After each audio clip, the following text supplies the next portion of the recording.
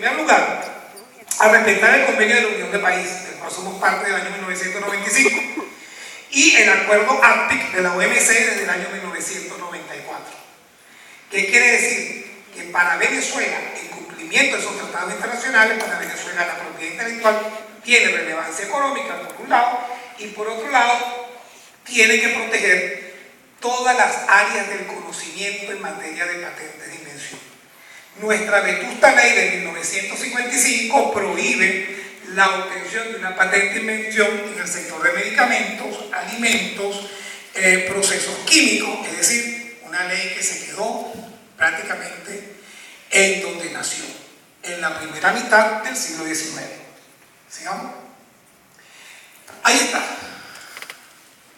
El ARPIC, que es general porque regula propiedad industrial y derecho de autor, ¿verdad? Y el convenio de París, que regula solamente el aspecto de propiedad industrial, invenciones y marcas. ¿Sigamos? Lo que están en marrón son normas que Venezuela no ha firmado esos tratados internacionales, por supuesto, no formamos parte de ellos. ¿Sigamos? Luego, en materia de propiedad industrial, existen tres clasificaciones que están marcadas en rojo, que es una clasificación para marca, una clasificación para patente y una clasificación para dibujo y modelos industriales. Esas son normas técnicas. Como son normas técnicas, tanto las normas comunitarias andinas como las normas comunitarias del Mercosur las aplican, pero eso no tiene ninguna consecuencia jurídica. Es como decir, utilizar, ¿qué te digo yo? El clasificador ISBN para libros, o si existiese un clasificador para películas, pues un clasificador de películas, simplemente un estándar internacional como una norma ISO. ¿Sigamos? Bien, derecho de autor. Venezuela forma parte de esos 6 convenios macro en materia de derecho de autor. Convenio de Berna de 1886, el Convenio Universal sobre el Derecho de Autor que administra la UNESCO desde 1952, el Convenio de Roma para la protección de los artistas, intérpretes o ejecutantes, los organismos de difusión, y el Convenio Fonograma de 1971.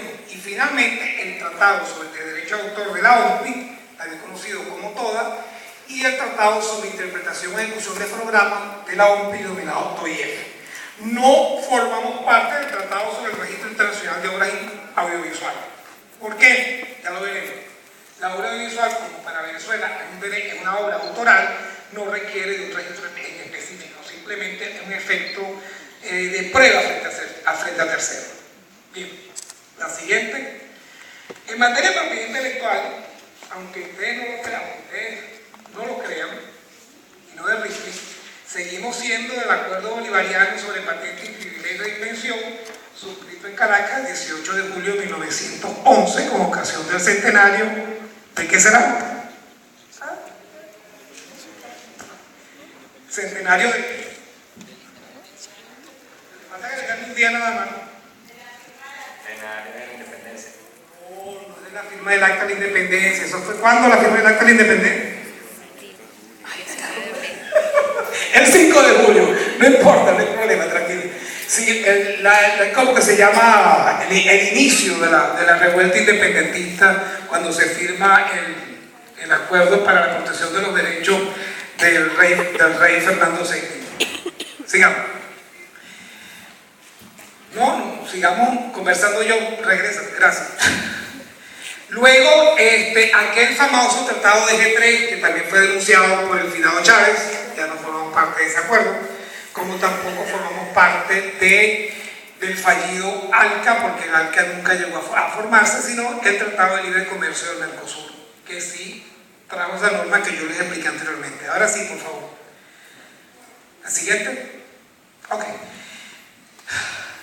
El tema de la propiedad intelectual genera roncha en la piel a muchas personas, porque el problema está que es un conflicto que de alguna manera u otro en Venezuela se farmacéutizó hace muchísimo tiempo, y es el problema de las patentes farmacéuticas. Pero circunscribir el problema de la propiedad intelectual al tema farmacéutico es egoísta, porque hay otras personas que crean e inventan que requieren ser protegidas. ¿Ok? que cuando concluyó la ronda Uruguay y nace el ACPIC, surge otra ronda que es la denominada ronda Doha. En esta ronda Doha hay varios documentos y uno de los documentos más importantes es el tema de flexibilización en materia de patentes farmacéuticas y sobre todo particularmente en el acceso a los medicamentos para enfermedades de tipo que se han considerado prácticamente endémicas o de alta difusión epidemiológica en el mundo, como son los casos de HIV, tuberculosis y malaria.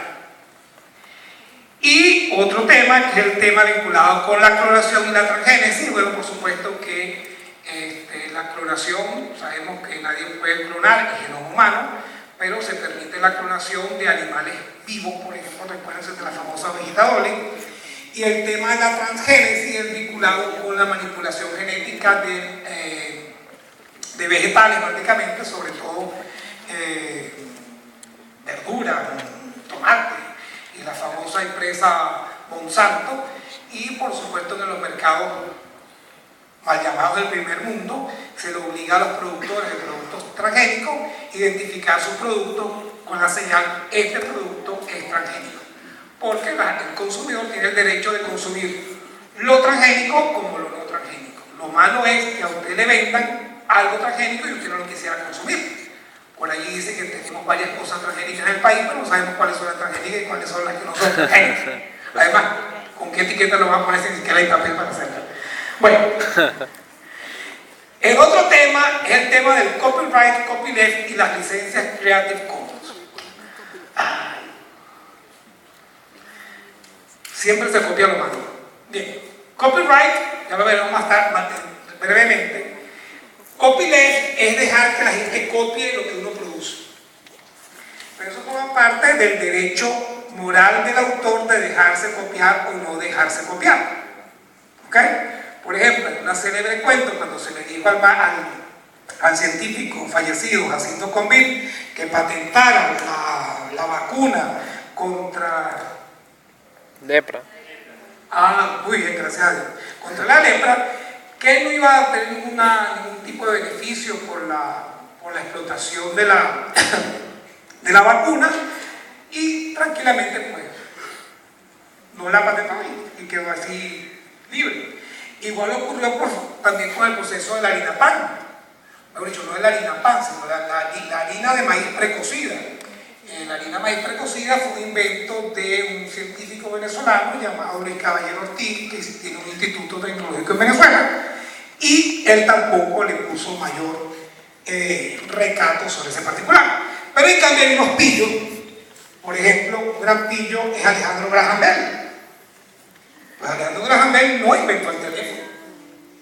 Él le robó la invención a un italiano llamado Marcucci en Nueva York, y después de un siglo, o casi 70 o 60 años después de la muerte de Marcucci, la alcaldía de Nueva York reconoció como inventor del teléfono al señor Marcucci. Lamentablemente, Bell hizo una gran industria, que es la Bell Company, y pues un pillo se hizo rico a costilla de otro. Entonces, el tema, si usted patenta o no patenta, está en su ámbito personal. ¿Ok? La famosa licencia Creative Commons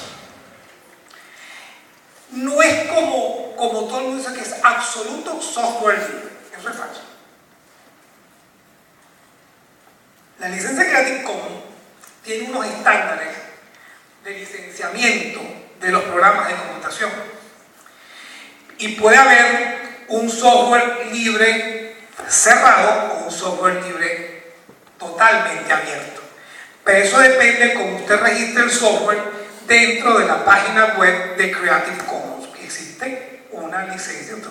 Y ellos le dan acceso a un software para que usted lo utilice. Punto. Pero usted puede decir, este software va a tener acceso libre o este software va a tener acceso cerrado. Y ese es el problema con una cosa que han querido meter en este país desde el año 2002, que es el tema de la apropiación social del conocimiento, que suena muy bonito escrito, y otro, el libre acceso al conocimiento. Bueno, miren, rápidamente, la ley orgánica de T al cubo deja al sector universitario más desnudo de lo que está. Porque todas las investigaciones del sector universitario quedarían totalmente desprotegidas, porque ya hay una norma que dice que todas las creaciones del sector público son del dominio público, lo que significa que cualquiera la puede utilizar.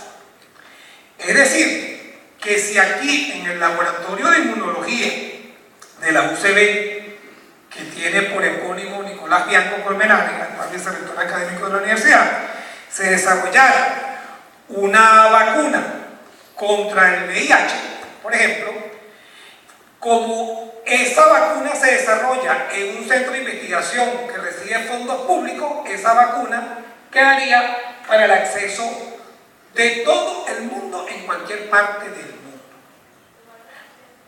¿Eso igual que qué? Ya va, escúchame. Las fresas. Las pesas. Ok. Ese es el problema del Open Access y los repositorios digitales. Bien, ¿qué pasa? Esas son normas que van en contra de los tratados internacionales y van incluso en contra de la norma constitucional. Entonces, por un lado son inconstitucionales y por otro lado vulneran un derecho humano que va por encima de la norma constitucional. Pero bueno, el problema es no sucumbir ante la amenaza del enemigo. Sigamos. Bueno, ahora sí vamos a entrar rapidito al tema que nos interesa. Derecho de autor. Lo importante es, nuevamente, rescatar que lo que se protege es al autor y sus derechohabientes. Los derechohabientes son los herederos o aquellas personas que tengan derecho sobre la obra del autor por una disposición legal. La protección recae sobre todas las obras literarias, artísticas y científicas que puedan reproducirse o divulgarse por cualquier forma o medio conocido o por conocerse. Ay, Dios mío, ok. Sigamos. Cuando hablamos de cualquier medio conocido por conocerse, es decir, lo que existe hoy y lo que puede existir en el futuro. Eso es un principio de protección del derecho de autor.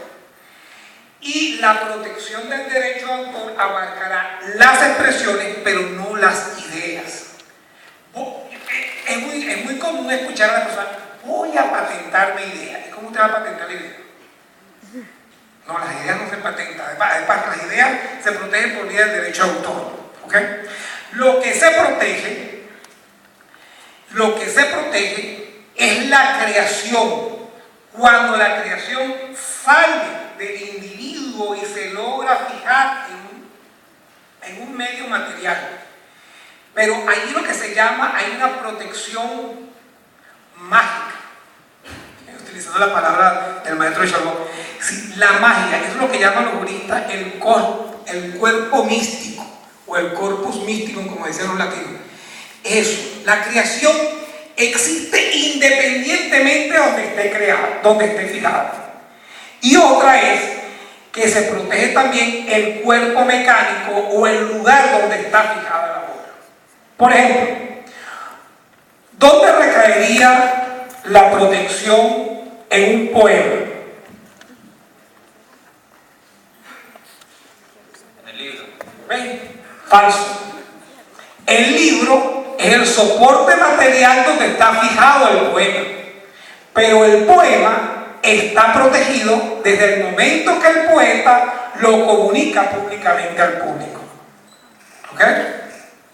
Entonces, el soporte material es el medio de prueba de la existencia de la obra, pero la obra existe antes de que esté fijada en el soporte material. ¿Ok? Sigamos.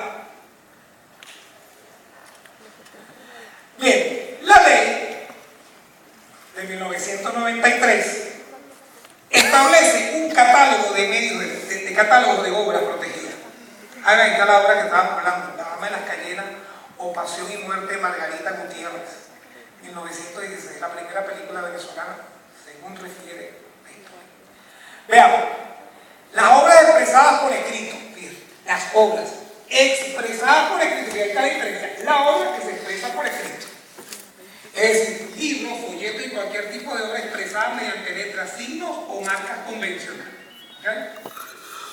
las conferencias, alocuciones, sermones y otras obras de la misma naturaleza. Por ejemplo, lo que estoy haciendo aquí ahorita. Las composiciones musicales, con letra o sin ella. Perfectamente claro.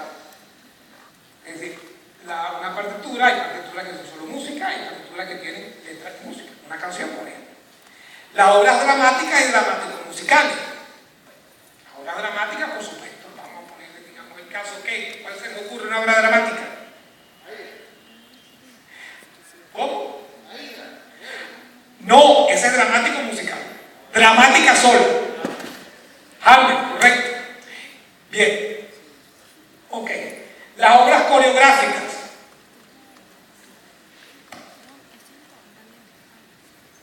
Broadway. ¿Ah? Carmen. No, Carmen es dramático musical porque es una ópera. Cats, muy bien. Las pantomimas. Marcel Marceau. ¿Se acuerdan de Marcel Marceau? Bien, las obras cinematográficas, que es la que nos interesa aquí, y demás obras audiovisuales expresadas por cualquier medio. Siguiente, por favor. Bien, el autor. El autor es el individuo, la persona natural. Ojo, no existe autoría en una persona jurídica. Jamás, de acuerdo al sistema nuestro. ¿Qué diferencia hay entre el denominado copyright y el derecho de autor? El copyright permite que la titularidad de la obra recaiga sobre una persona jurídica, porque es el derecho de copia, el derecho a copiar. Mientras que en el sistema del derecho de autor la protección es hacia el individuo, hacia el creador, hacia el autor. ¿Qué es lo que pasa? Que en el siglo XIX, para el año de 1886, cuando se crea la Convención de Berna, había un abuso por parte de los denominados editores. ¿Qué hacían los editores? Llegaba un hombre de Balzac y le compraba un editor, le compraba una obra, Honoré de Balzac le entregaba la obra al editor y el editor comenzaba a reproducir el libro, porque allí el concepto es que la obra es el libro y no la parte mística de la creación. Entonces, si la obra es el libro, entonces tú al entregarme a mí el guión de la película, yo me hago propietario del guión y por lo tanto soy dueño total y absoluto para hacer con ese guión lo que me dé la gana. En el sistema del derecho de autor es más complejo la cosa. ¿Okay? Bien. Luego, los titulares originarios son los que tienen los derechos morales y los derechos patrimoniales sobre la obra.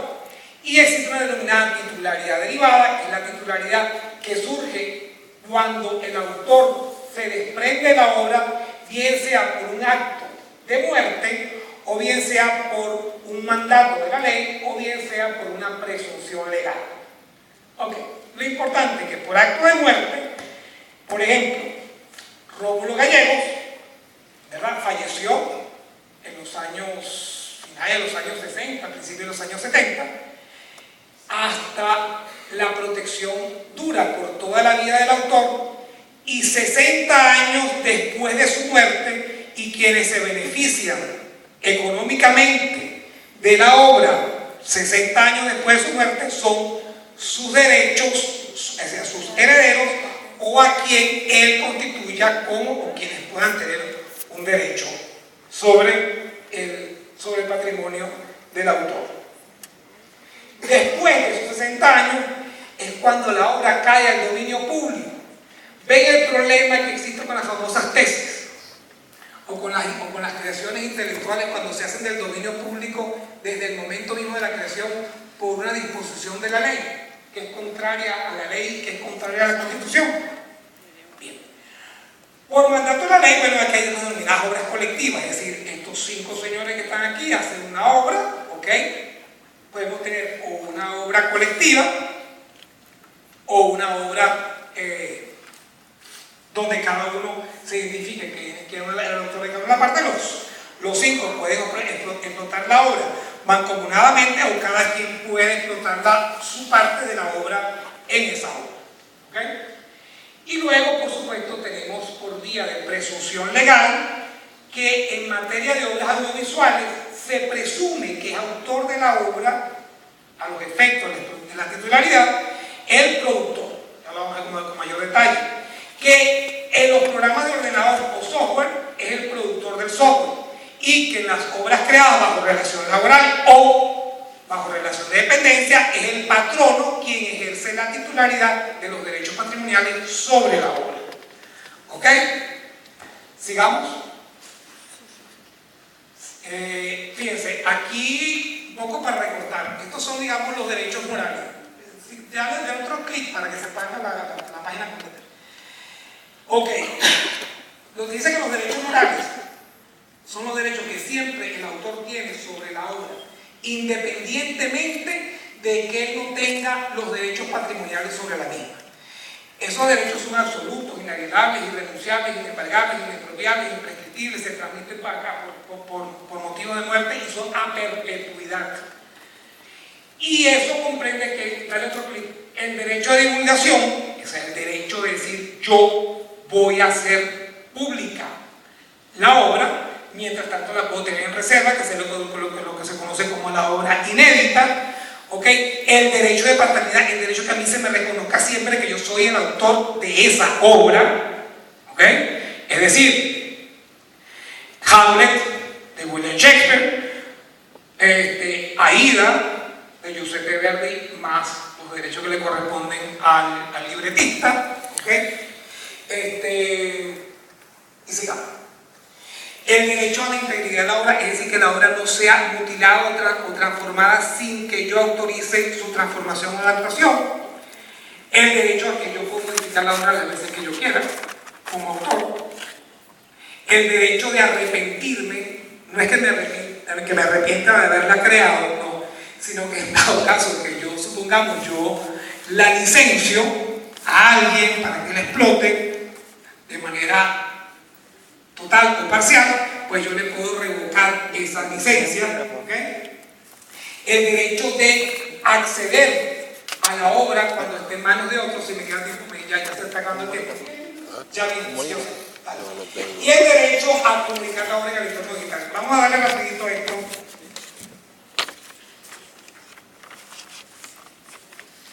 Clic, ok.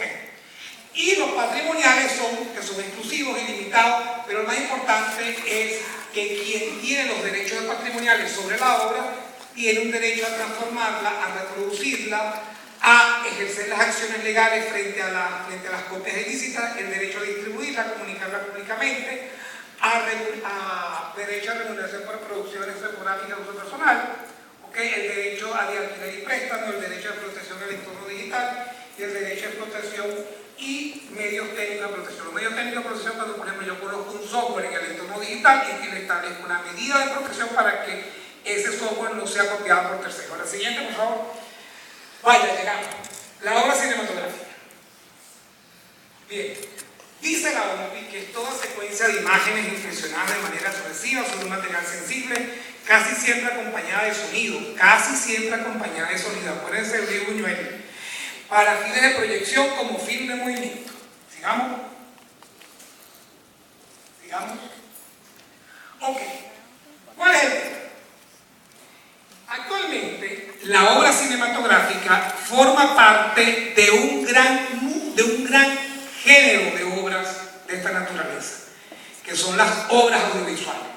Si antes bien la obra cinematográfica dentro de las clasificaciones internacionales sobre las ocupaba un lugar único, hoy por hoy se le subsume o se le incorpora a la categoría de obras audiovisuales, porque comparte con ella con otros tres elementos más, que son las producciones televisivas, los videojuegos, entre otros.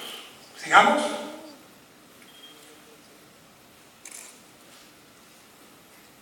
Es una obra autoral compleja, porque hay está el derecho del autor y los derechos conexos al derecho de autor. Sigamos. Ya va. Es importante a aquellos que se han dedicado a la producción de obras cinematográficas que tienen que tener claro lo que es la cadena de titularidad, es decir, de dónde te viene el guión. Fíjense, porque el maestro Chabot decía, yo le entregué al señor fulano de tal mi guión. Él lo colocó en una casa de vecindad, pero yo quería una cosa mucho más grande, una cosa más mágica. Y pasé por el Cine Náutico y dije, no, tiene que ser en el Cine Náutico. Ahí está lo mágico. Por eso es que hay la cadena de virtualidad. ¿Qué pasaría aquí? ¿Serían coautores del guión Román Chalbaud y el otro señor? Es posible. Había que ver cómo llegó ese acuerdo entre él y el que hizo el guión definitivo. Sigamos. La autoría. Okay.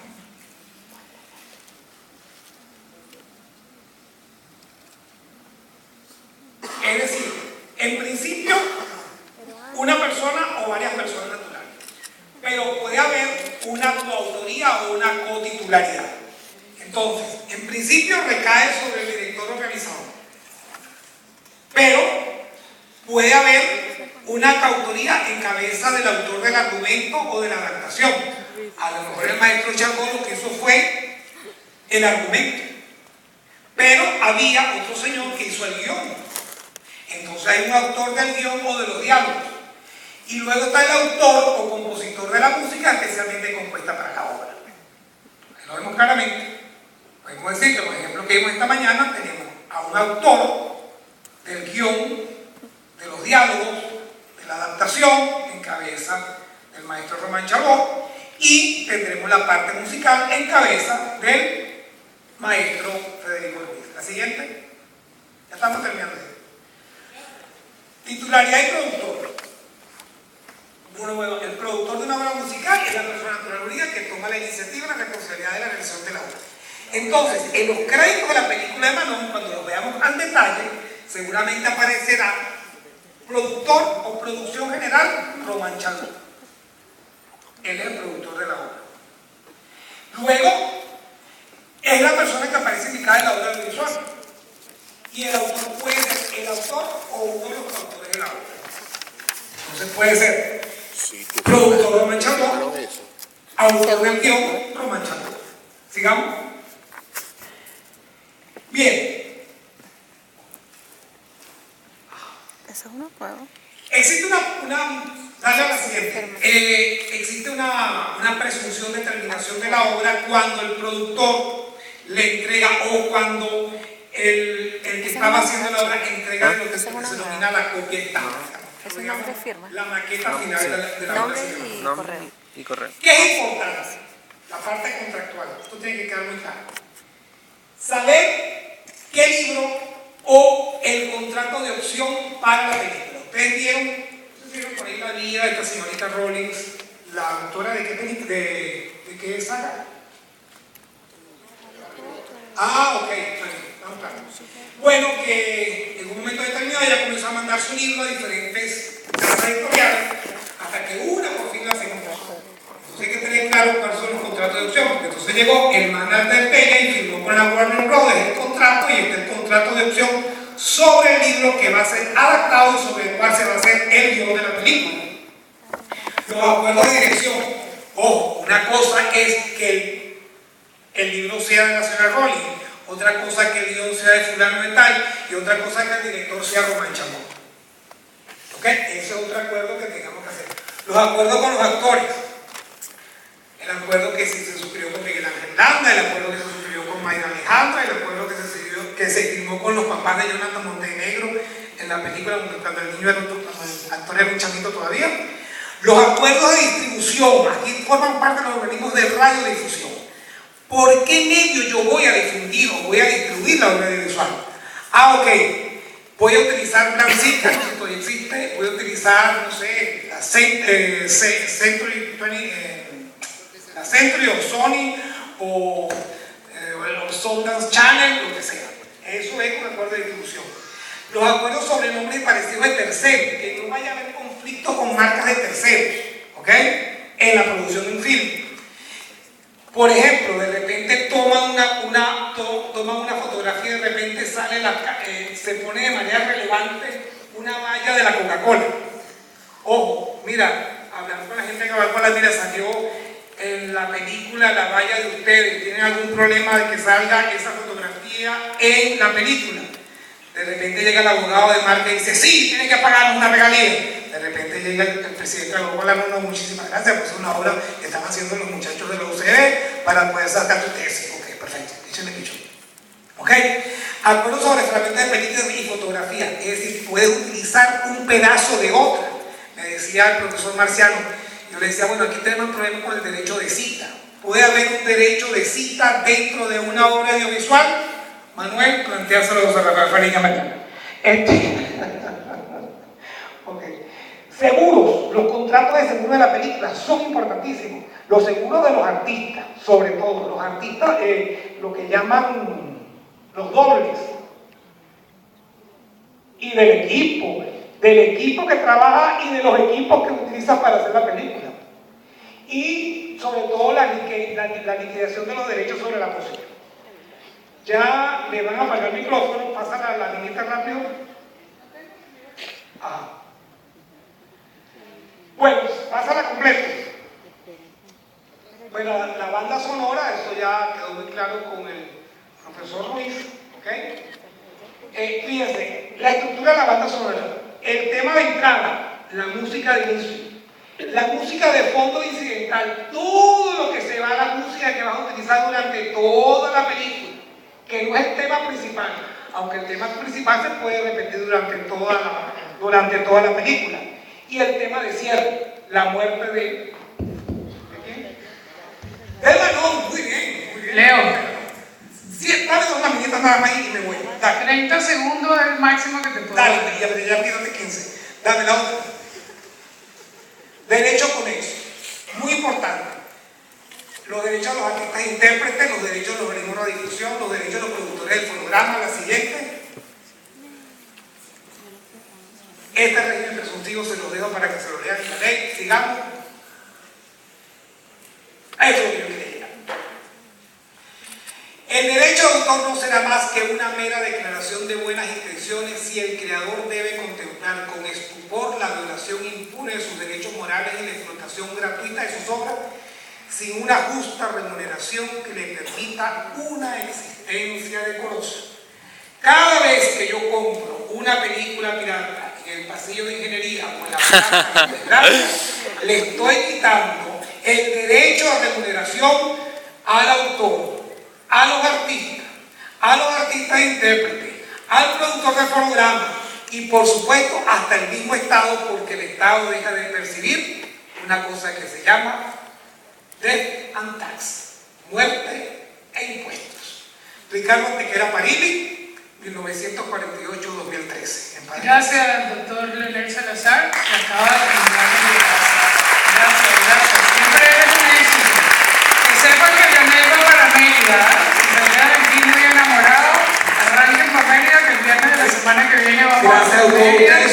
a ti, Aire, muchísimas gracias. No, tú sabes que tú eres parte de la familia. A ver, les quiero recordar a nuestros amigos que están allí. Hay que subir una escalera para llegar a la caja de fósforo que queda enfrente, porque la están pintando. Entonces vamos a subir por donde la gente sale. Ahí, repito, las dos opciones no, las instrucciones. Están colocados los chicos que van a pedir las cédulas de identidad para poder entregar tanto la franela como el bolígrafo y la libreta. Es decir, la gente sabe cuando se inscribe. Los que se inscribieron tienen que ir y decir, yo me llamo fulano, todo el mundo tiene una lista, toma tu libreta, toma tu franela. Las franelas tuvimos muchos problemas con el proveedor del escenario.